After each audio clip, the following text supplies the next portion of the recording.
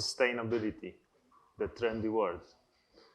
Yeah, in fact, it's really trendy word, and when we talk about this word, we need to strongly consider what it means for particular person, because the word could take so many different meanings. Yeah, it could have different meaning for different people or different organizations. Some organizations established even special long-term programs for handling sustainability and defining different activities around this problem, because it could be less of electronic waste, it could be lower cost of in our business, gigabit transmission, etc. So yeah, Lower there is power a lot consumption and many other aspects which could be covered by this one single word, sustainability. So it's a very vast topic. Today we will hit a few pieces of it.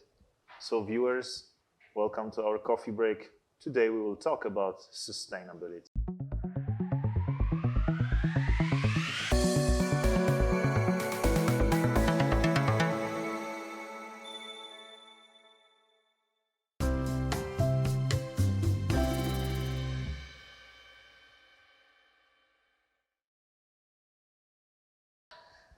So regarding data centers, right now, most of them are using what kind of transceivers? If we're talking about 100G transmission, our sales report still shows that the most frequently chosen transceiver is QSFP28CWDM4. Why? This is 100G transceiver, which is really cost effective comparing to LR4 transceiver. The price is almost half of the other version, but from data center points of view, it's good enough because it's covered the distance up to 2-3 kilometers.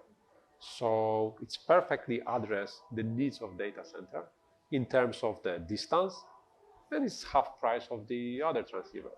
Answering your question, one of the main reasons is the kind of laser used in this transceiver. Kinds of lasers? CWDM laser, especially with such range like Marcin mentioned, 2 kilometers, is significantly cheaper than laser used in 10 kilometers transceiver. But it's actually not one laser, right? Yes, we are talking about 4 data paths, 4 lasers multiplexed to one fiber at the emitter side and transceiver side. So we actually have like the 4 optical signals coming out of the CWDM transceiver, right? 4 lambdas. Yeah, this is exactly how the QSFP28CWDM4 works. But in fact, today, especially when talking about sustainability, we need to think a bit further, because what we see, the 400G transmission is coming to the data center today. And maybe the QSFP28CWDM4 is cost effective in terms of the purchasing, but it needs to be very quickly switched to another type of transceiver, which will be able to work together with 400G transceiver in the pair. So this is something I think it needs to be strongly considered by data center operators. Some says that especially in data centers, density is king. Is this why the 400G ports? Yeah, it's true, because one unit of switch is able to consist of 24, 32 ports, and that there is no unlimited space for placing the ports. Usually 42. Yeah, so in case of aggregation of the connections is very important how much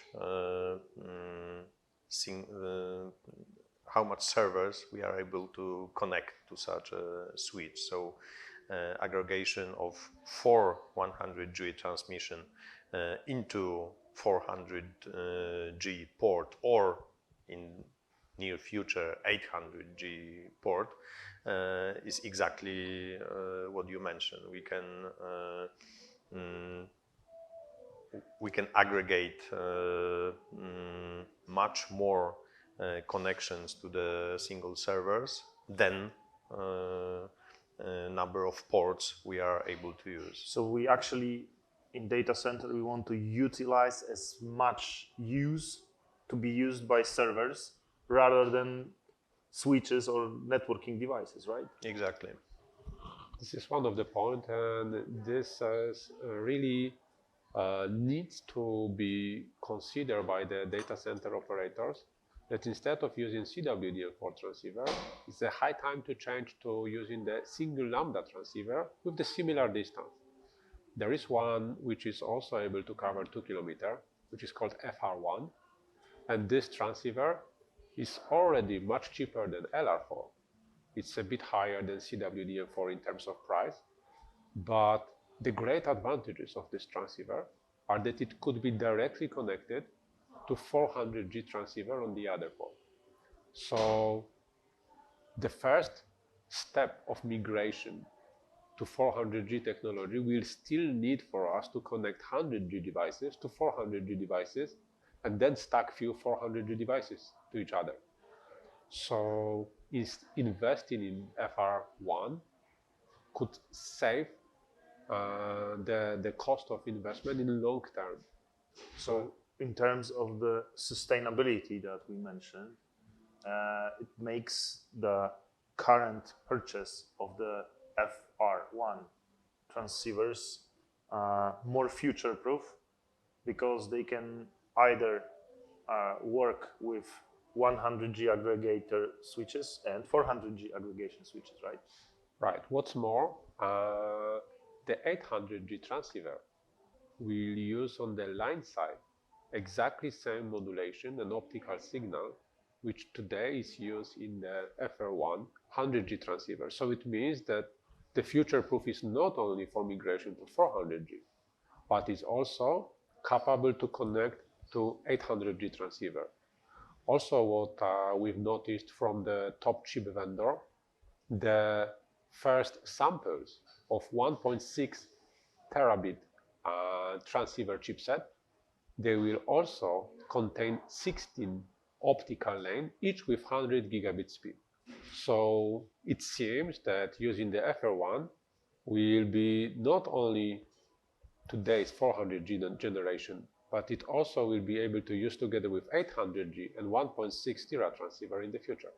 The name we used here, single lambda, means in comparison to CWDM4 QSFP28 transceiver we mentioned previously, is related to one laser used in such type of transceiver. So it's easy to connect single lambda 100G transceiver with QSFP-DD 400 or future 800G transceiver, condensing the through output on the port of the switch. Can we say in simple words, how will FR1 cooperate with the 400G transceiver? How physically will it cooperate?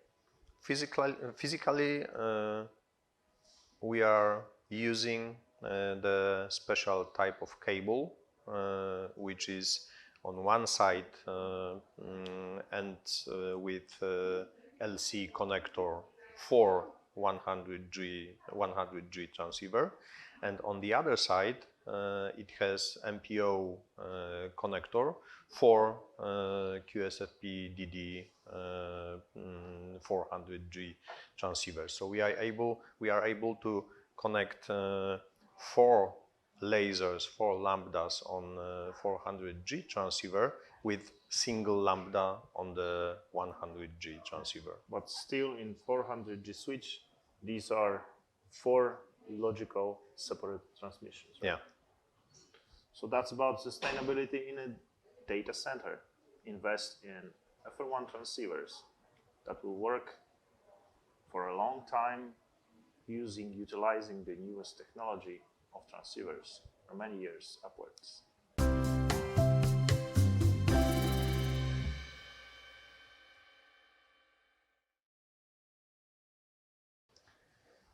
So having the transceiver on site to be plugged in to the device, we'd like to be sure what are they programmed for, right? Especially third-party transceivers. So what we do when we have GBC photonics transceiver that we previously programmed using SRD, we are on site installing the transceivers. How to check what is it programmed for? Important thing is that it's out of sense to put special sticker or sign of current compatibility of the given transceiver because, as you said, user of GBC photonics SRD device could change this compatibility That's what few, it is for, right? few times during few minutes. So the only thing of distinguishing the few transceivers programmed by SRD is to check its current compatibility. And we are able to do it very simply because we just published our new tool working in GBC Photonics SRD environment based on the data we gather in this environment, which is called GBC SRD Go. Available for Android and Apple smartphones. What a coincidence, I have this app on my phone. So actually what we do is running the SRD Go and scanning the serial number, right? Yeah. And then when you scan it, you got when I finally scan it. latest compatibility. Yes, I do have it. So how does it work that I have the latest compatibility information? They are not connected. Application is working online with the central database. We are used as a heart of the GBC Photonics SRD environment. And this application simply check the serial number of the transceiver you used as an example in this case and taking the info about current compatibility from this database. It is online action, so few seconds after programming the transceiver, that data are available in a mobile application. So it's cloud connected? Yes, it's our private cloud. I see. I think that the very important is because all these apps, the SRD device, the SRD Go apps, it's something which make the work of the engineers much easier and also help the companies to lean their processes. but the very important is that one is the linear processes. Other is what else we could benefit using the SRD environment. And I think that this is crucial to show how it connects to our today topic, so sustainability. Yeah, that's what we were aiming for, right? Because this is the topic of today's meeting. So how is it connected with sustainability? Having the environment with the database of coding, which is updated simply every day, every minute with new coding, it makes our transceiver life much longer, because it will be compatible with all the devices which existing today, and also with the devices which will come to the market in the future. So it means that the life of our transceiver is much longer. So in that terms, the transceiver could be used much longer time than in the standard environment, because when the operator will change the vendor of the network equipment from vendor A to vendor B, no need to change all the vendor specific transceiver, because with GBC photonics transceiver with SRD environment, it could be easily reprogrammed and make the life of the transceiver longer. So it helps us to reduce the e-waste footprint. It is very important, the fact that transceiver could be vendor agnostic is very important, especially today when sometimes investor of certain IT system has to change the vendor of active equipment due to the shortage of the availability of the another vendor. So especially in such environment, ability to program the transceiver for any vendor of the active equipment is very important. And also easy to use, because to check the compatibility, you don't really need, just to check, you don't need SRD, and you don't need to plug the device inside the equipment to check, right? Yeah, you can just use SRD Go. For the technician or person who installed the transceiver, it is no problem to distinguish the same type of transceivers programmed for different compatibility, because it could be checked immediately with our mobile application. And we use less paper. Sure. We don't need the labels. That's information also for you. It's easy to use and helps with sustainability. Exactly.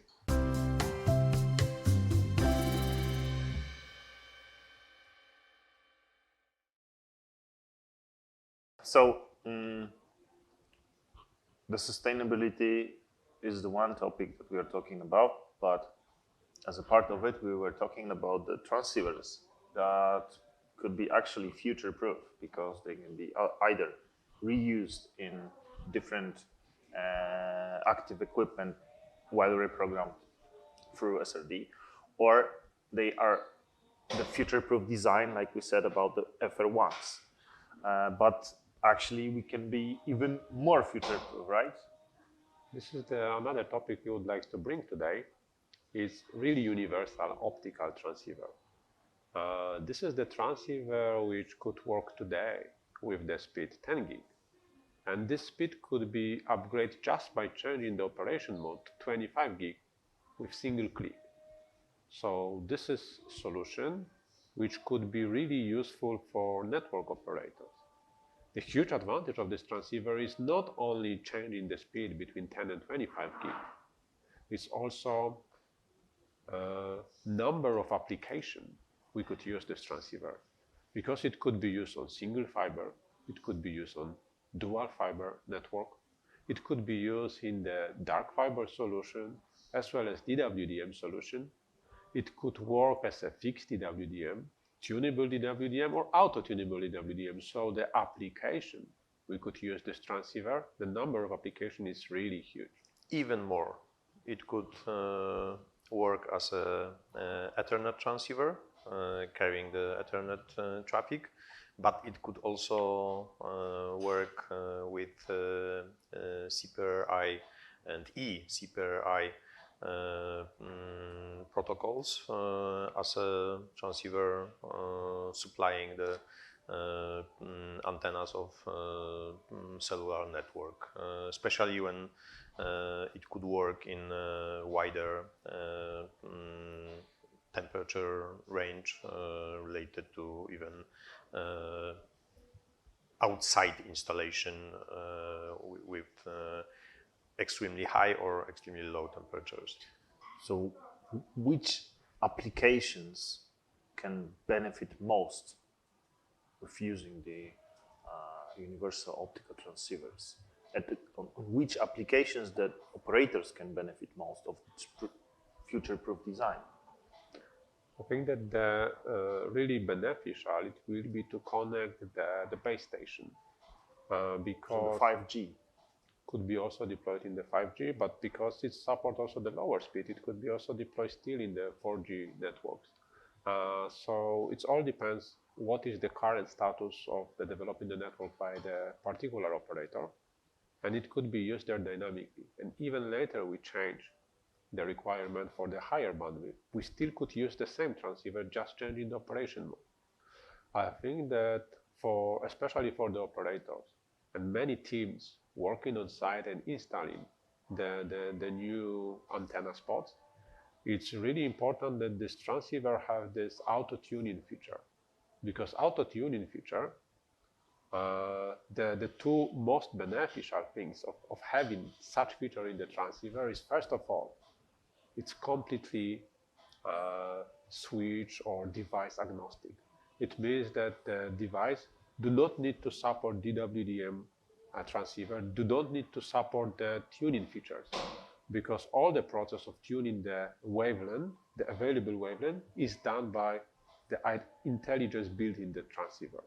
And the second benefit is that we do not need to provide the special training for the installation crew in terms of how to connect the DWDM transceiver, how to set the proper wavelength. Because from their point of view, they just connect the patch cord and all other job. So finding the proper channel is done by transceiver itself. So we are talking about sustainability, so it's worth to mention that especially this type of transceiver makes very powerful combo with our SRD environment, because even actually those two make this a universal solution.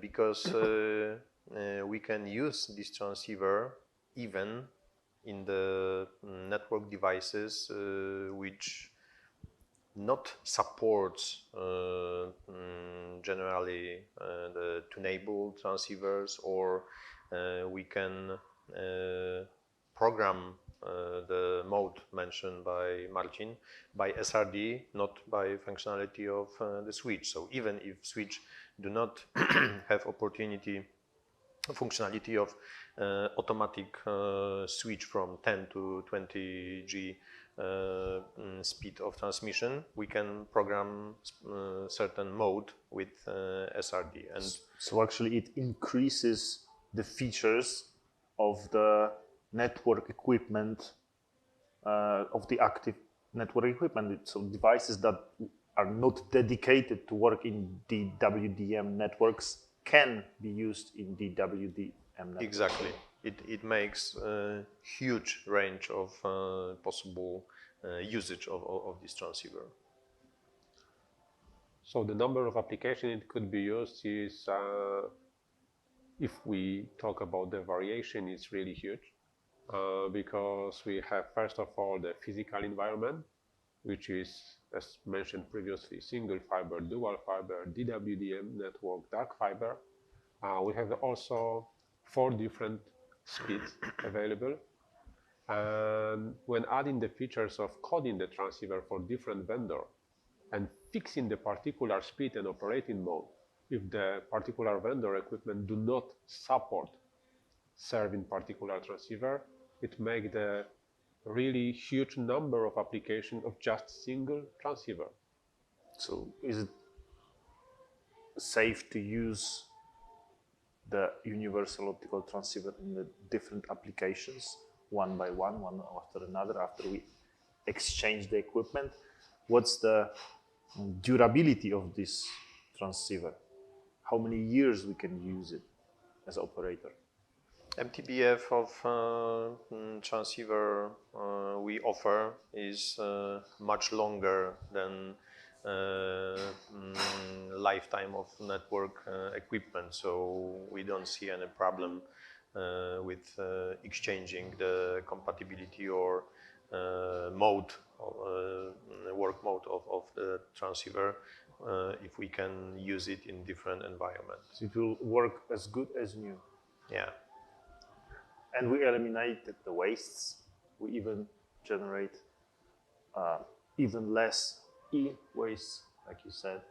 So this is another way to achieve the sustainability in the operators' networks, right? Exactly.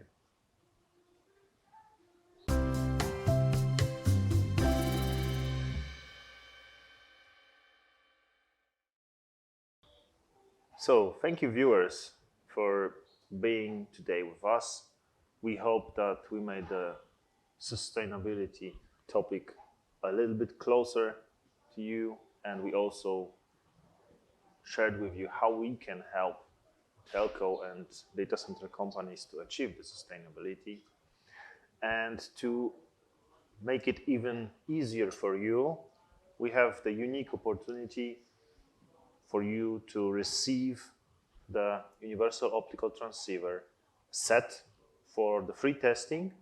Just write to us, ask us the questions, and we will send you the full set together with this beautiful SRD case for your use, for your experiments, so that you can try it on your premise and hopefully find it as useful as we promise you that it is. Please send us also any comments you have after watching this coffee break. You will find a dedicated email address in the comments after that movie, and we are waiting for your feedback. Thank you very much for being with us. See you next time. Bye.